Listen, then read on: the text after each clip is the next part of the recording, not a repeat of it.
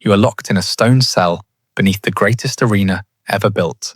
Above you, 50,000 Romans just watched your husband die fighting a lion. The crowd is leaving. The torches are dimming. Then you hear footsteps, heavy, deliberate, coming closer. A shadow fills your doorway. It's the gladiator who survived today's massacre. He's covered in blood that isn't his own. A guard unlocks your cell. The gladiator points at you. This isn't a scene from a horror movie. This was Tuesday in the Roman Empire. What I'm about to show you is the part of Roman history they don't teach in schools. The systematic, state-sponsored nightmare that happened after the crowds went home. This isn't speculation. It's documented by Roman writers themselves, and the evidence is literally carved into the walls beneath the Colosseum. If you stay until the end, you'll never look at ancient Rome the same way again.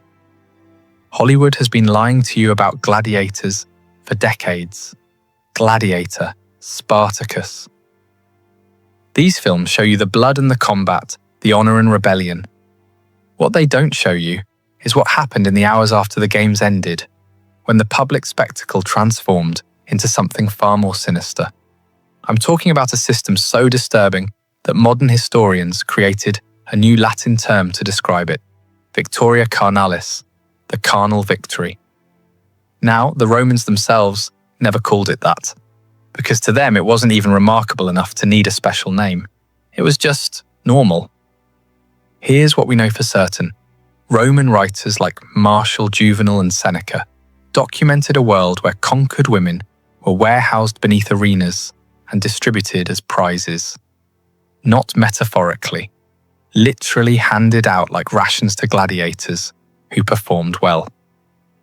The Roman state, the government itself, operated this system with the same bureaucratic efficiency they used to build aqueducts and roads. Think about that. The same civilization that gave us concrete and representative government also perfected the industrialization of sexual violence. Before we go deeper, I need you to do something. Look at the like button right now. If you believe hidden history deserves to be exposed, even when it's uncomfortable, hit that button and drop a comment telling me where in the world you're watching from, because this story isn't just about Rome. It's about what empires do when no one's looking. Now, let's descend into the Hypogeum. To understand what happened in those underground chambers, you have to first understand how Rome turned human beings into inventory. This wasn't random cruelty. This was systematic dehumanization on an industrial scale, and it started the moment Roman legions conquered new territory. When Rome crushed a rebellion in Gaul or annihilated a city in Judea, they didn't just win a battle. They processed an entire population. It was like a factory assembly line for human suffering, men of military age, sent to die in mines or arenas. Children, sold to slave markets across the empire.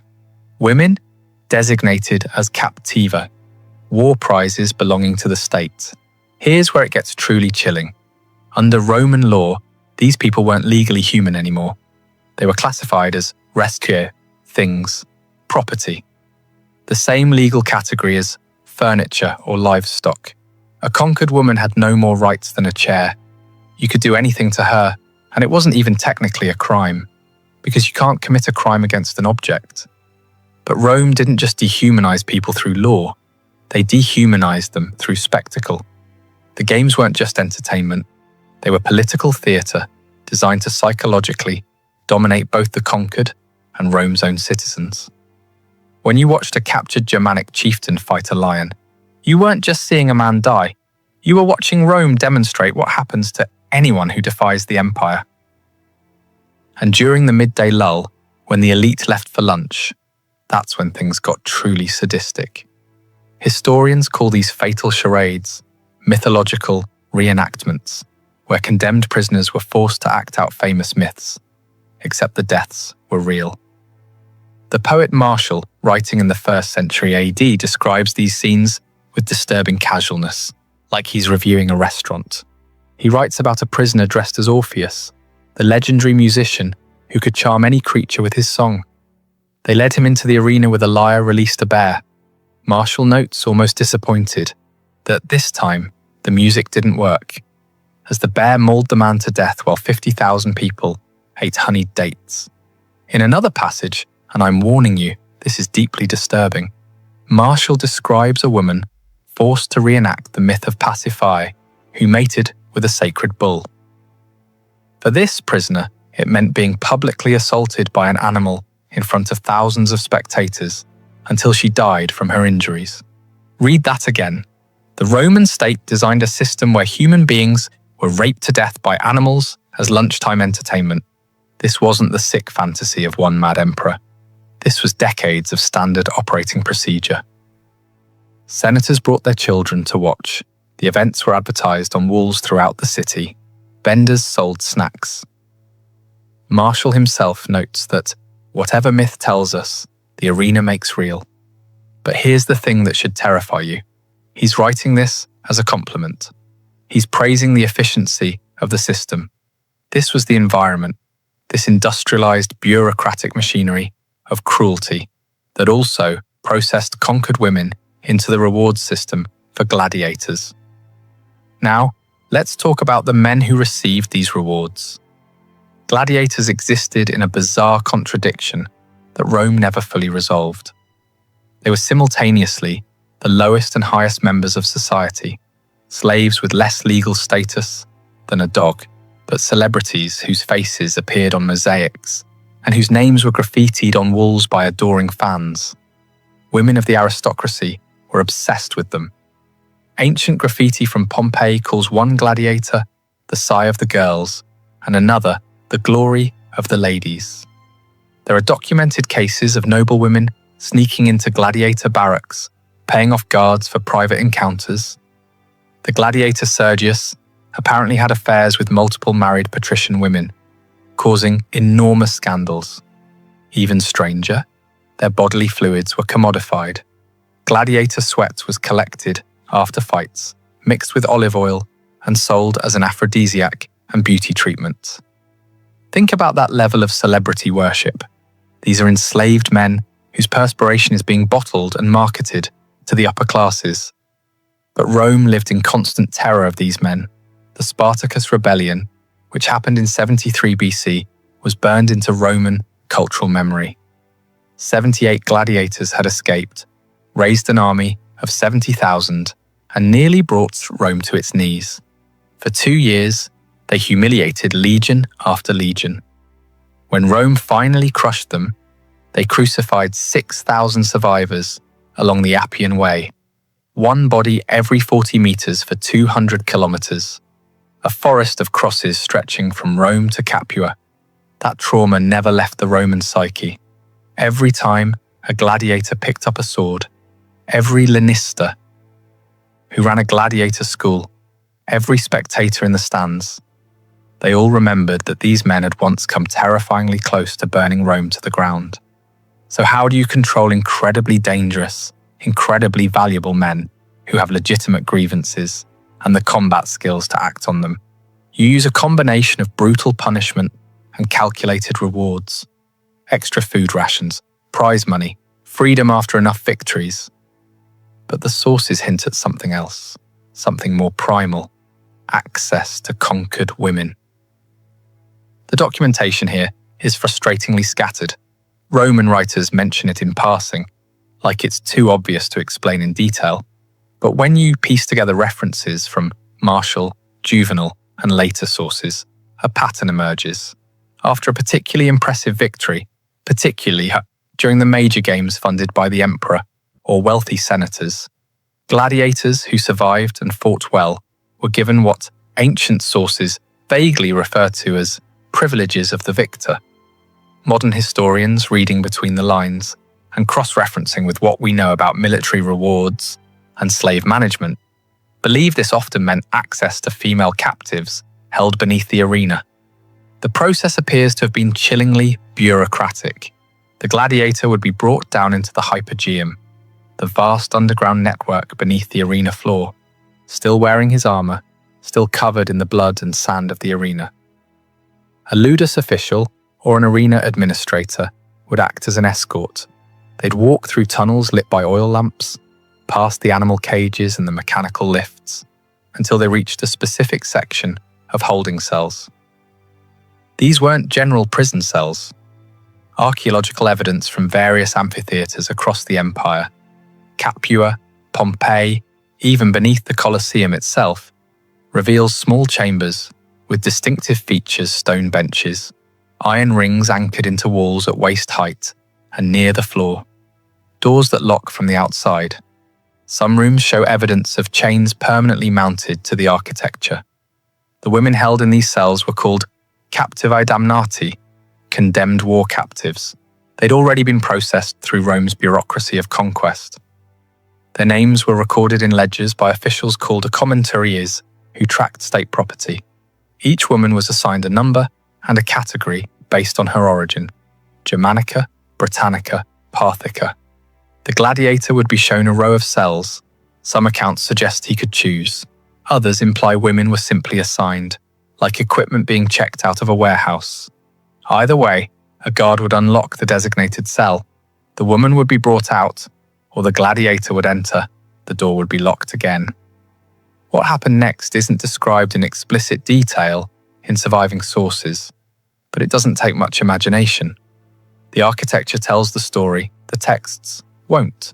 Here's what makes this especially sinister. This wasn't a crime. It wasn't even viewed as morally questionable by most Romans. This was part of the operational budget of the games. The logistics of Victoria Carnalis were handled by the same administrators who scheduled animal fights and maintained arena equipment. From the state's perspective, this system solved multiple problems elegantly. It rewarded loyal gladiators cheaply.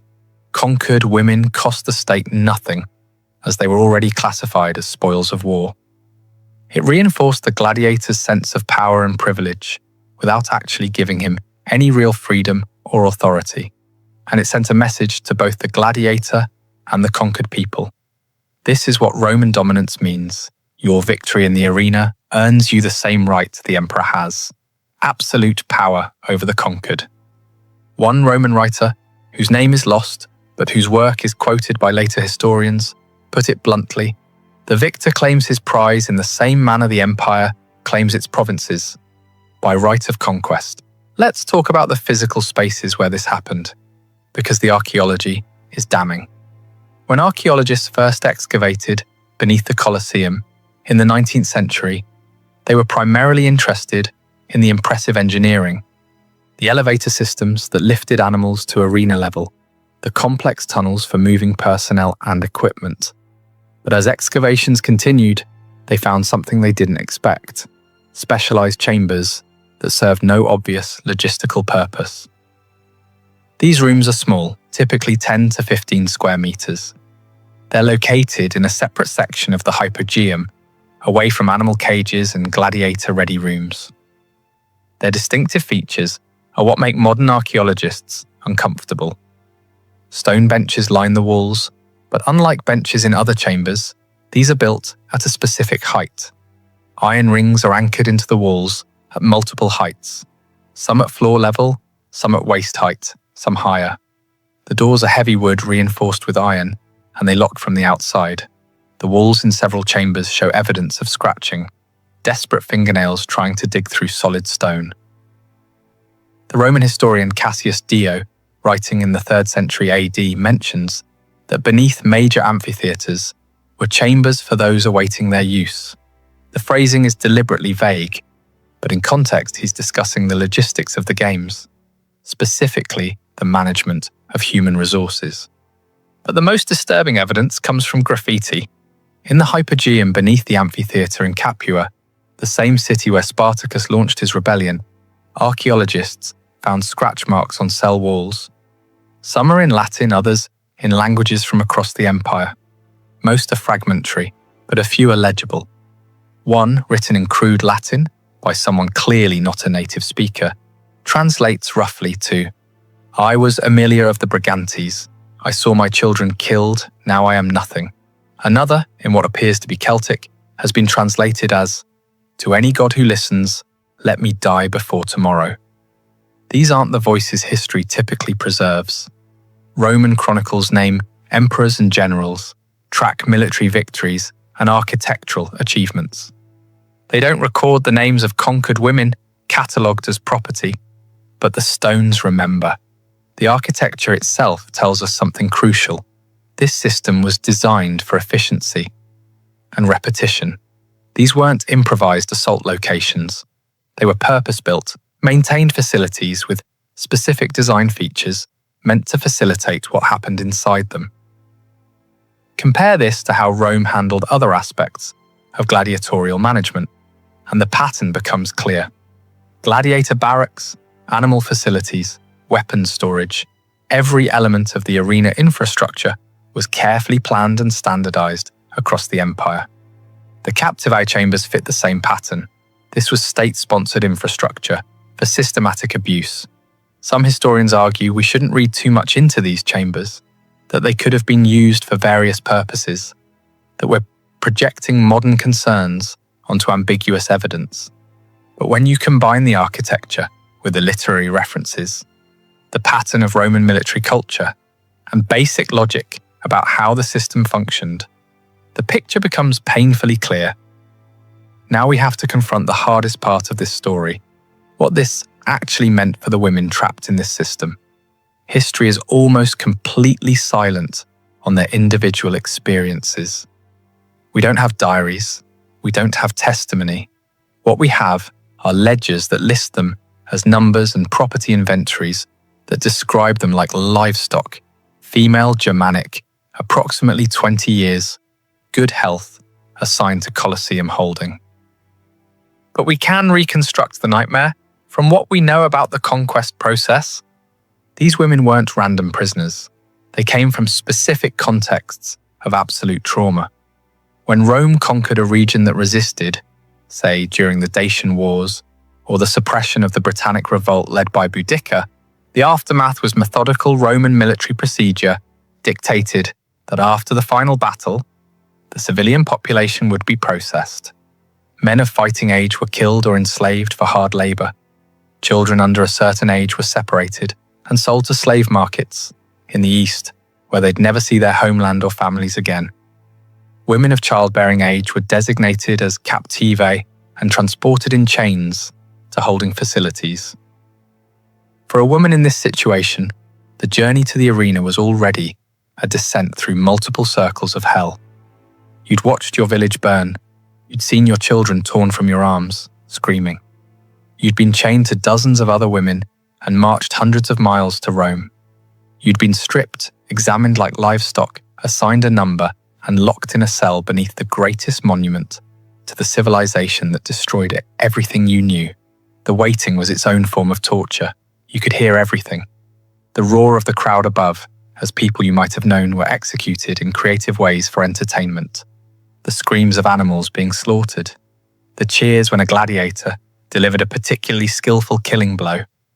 And you knew you'd never leave. There was no ransom system, no prisoner exchange. Rome didn't negotiate with the conquered. Your people back home, if they even survived, would never know what happened to you. You'd simply disappear into the machinery of empire. Then came the footsteps. The cell door opening, the choice being made, the door closing and locking again, with you on the wrong side of it with a man who'd just spent the afternoon killing people for entertainment. Roman law provided no protection. You couldn't appeal to magistrates because legally you weren't a person. You couldn't even commit suicide, one of the few escapes Roman culture sometimes viewed with respect, because if you somehow managed it, you'd be depriving the state of its property, and your body would still be used, just differently. This was psychological warfare on a civilizational scale. The humiliation of conquered women wasn't a side effect of Roman military policy. It was a deliberate strategy.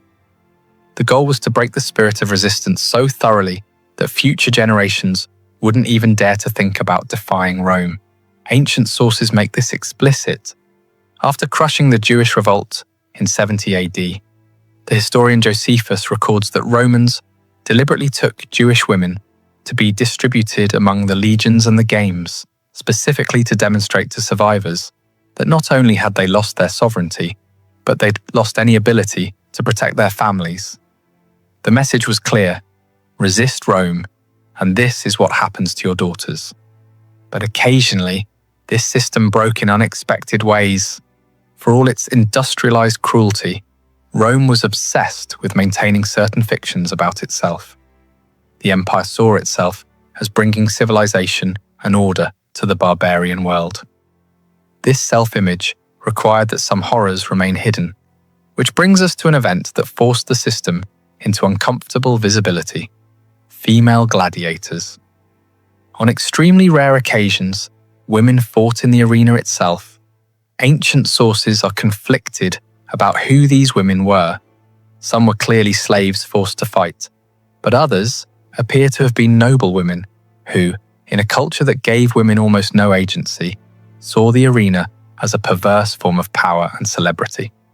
The very existence of gladiatrices scandalized Rome's elite. The satirist Juvenal wrote with dripping contempt about aristocratic women who trained with gladiator weapons, writing, "What sense of shame can be found in a woman who wears a helmet?" In 200 AD, Emperor Septimius Severus attended games in Antioch that featured female fighters. According to the historian Cassius Dio, who was present, something unexpected happened. The Greek audience reacted with shock and discomfort, treating the fights with the solemnity they'd give male gladiators. But the Roman spectators, they jeered, shouted sexual comments, and treated the entire event as an obscene joke. The female fighters weren't seen as warriors. They were seen as a sexual spectacle, accidentally placed in a venue meant for death combat. Severus was reportedly mortified, not by the violence itself, but by how crudely his fellow Romans reacted. The dignity of the games, his propaganda tool, was being undermined by the audience's inability to separate violence from sex when women were involved. So he banned women from fighting in the arena entirely. Think about what this tells us. The problem wasn't protecting women from violence. Female captivae were still being held in chambers beneath this very arena. The problem was that the violence had become too visible, too public, in a way that made Rome's self-image uncomfortable. The emperor was fine with the abuse. He just wanted it to happen in the shadows where it belonged. The abuse didn't stop after Severus's ban. It just returned to the darkness of the Hypogeum, where it had always primarily operated anyway. Here's what should truly disturb you. This system didn't end with some moral awakening. The games continued for centuries, even after Rome officially converted to Christianity in the 4th century AD. The gladiatorial games persisted for decades. The last recorded gladiatorial combat happened in 404 AD, when a monk named Telemachus jumped into the arena to stop a fight and was torn apart by an outraged crowd. Only then did Emperor Honorius permanently ban gladiatorial combat. But even that didn't end the system of captivity beneath the arenas. The infrastructure remained. The practice of taking war captives remained standard military procedure throughout the Byzantine period. The system eventually faded, not because of moral progress, but because the Roman Empire itself collapsed. The machinery of conquest stopped, so the supply of captives dried up. The institution died from lack of resources, not from ethical evolution. Today, when tourists visit the Colosseum, they take selfies in front of magnificent arches and marvel at ancient engineering. Tour guides talk about gladiatorial combat and animal hunts. Most never mention what happened in the chambers below. The stones are still there. Those rings bolted into the walls haven't rusted away. The scratch marks from desperate fingernails are still preserved beneath centuries of dust. The ledgers that recorded human beings as inventory items are stored in Vatican archives and museums across Europe, available to anyone who wants to read them. We're not talking about a few isolated incidents. This was policy. This was infrastructure. This was normal. The Colosseum stands as a monument to what empire actually means, not just the grand architecture and military victories we celebrate, but the industrialized horror required to maintain absolute power. Every stone in that arena was bought with more than money. It was bought with lives deliberately destroyed in the most systematic ways humans have ever devised. The spectacle on the sand was only the half of it that Rome wanted you to see. The other half happened in those chambers beneath your feet, in the moments after the crowd's roar faded into silence. Those voices, the ones that weren't supposed to be preserved, the ones Roman chroniclers didn't think worth recording, are still there in those walls if you're willing to listen. And that's the story they don't teach in history class. If this exposed something you've never heard before, hit that subscribe button and turn on notifications, because we're going to keep uncovering the history they tried to erase. Drop a comment with your thoughts, and I'll see you in the next investigation into the darkest corners of the past.